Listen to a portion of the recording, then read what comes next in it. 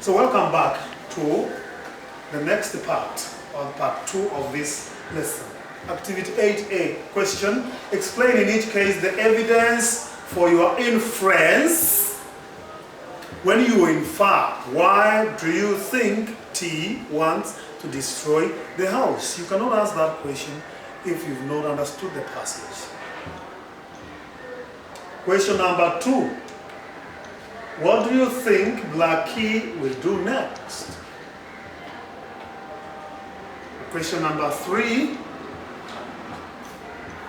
How do you think the story will end? So if you've gone back and read twice again that story about how the leader is trying to seduce the members to commit a crime, you go back to that question, why do you think T wants to destroy the house? Instead of picking things from there, instead of stealing, now they want to destroy the house. Miss results. Why? Now look at my collection. He feels such a daring exploit will impress the gang and secure his place in it. Remember, they are voting to kick him out. He feels such a daring exploit will impress the gang and secure his place in the gang. What is his place? The leader. At the moment, they don't feel he belongs because he is of a higher social class. It's only needed a single use of his real name and the gang would be at his heels. So the moment he says, my name is so and so, he reveals his real name and not T. The entire gang will be at his heels. So that is the reason why he wants to destroy the house. It is an exploit. Daring exploit. It's like he's doing something that they couldn't expect. Because the father is the goal is to go and pinch things. Commit some theft.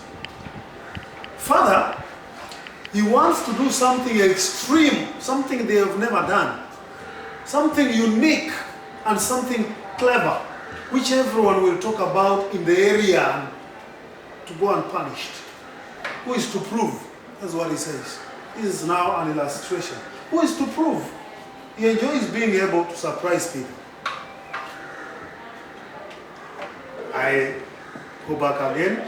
He wants to do something extreme, unique and clever, which everyone will talk about in the area and go unpunished. Who is to prove? Because nobody will prove. If he does that, it will be like a conquest. Next day, T astonished them all. He wants to remove something beautiful from the world as a wrapped kind of creativity. That is, as though he were absorbed in some dream he was unwilling or ashamed to share.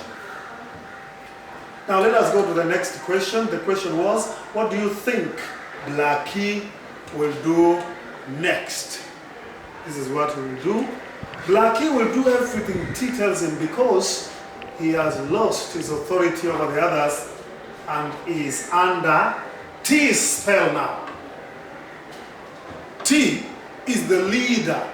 Blackie gave a single hoot of laughter and then fell quiet, daunted by the serious, implacable gaze. The serious, implacable gaze was a gaze from T. So if T looks at Blackie like that, that is like a command of respect.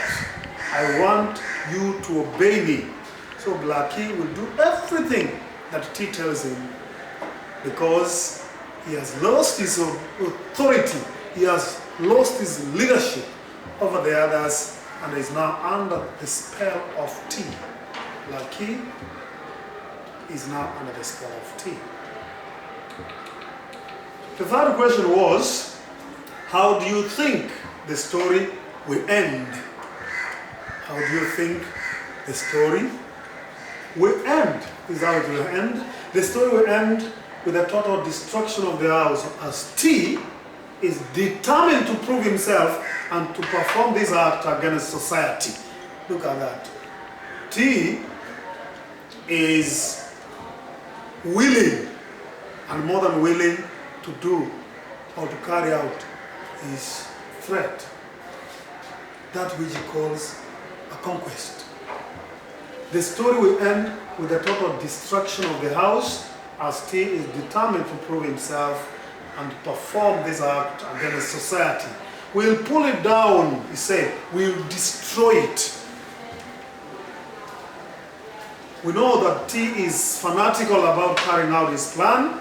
Why is he fanatical? He wants to assert his authority over the gun, which is risk, of course, in many different ways, but which provides him with a challenge he relishes, that he will cherish, that he yearns for, that he relishes, he yearns for, is eager to get. So go back, read the text, and see if you can make the same critical analysis. Thank you for listening, and thank you for watching.